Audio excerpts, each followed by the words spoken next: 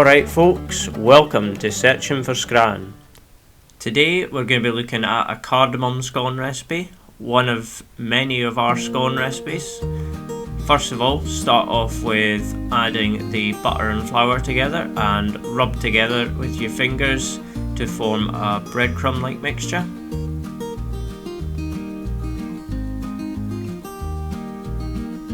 Then here we have a wee demonstration of how to prepare the green cardamom. Just give it a wee bash to help take the seeds out from the shells, and then discarding the shells. And once you've got rid of all of them, you can just grind up all the seeds together.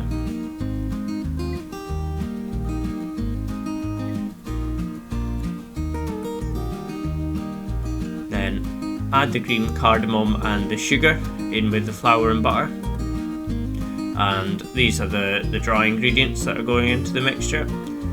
And once the dry ingredients are all mixed together, you can then add in the milk. I typically use a knife to mix this together.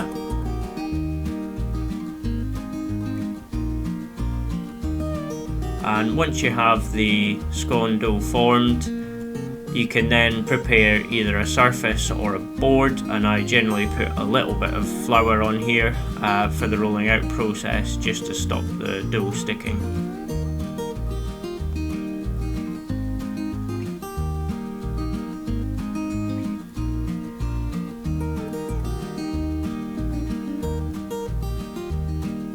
Then roll out the scone dough. I cut it into triangles, but if you wish you can use a cutter and cut it into different shapes.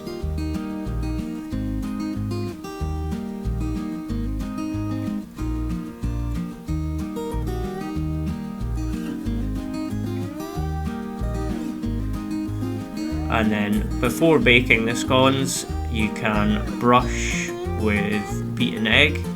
This just helps to add a little colour on the finished scones.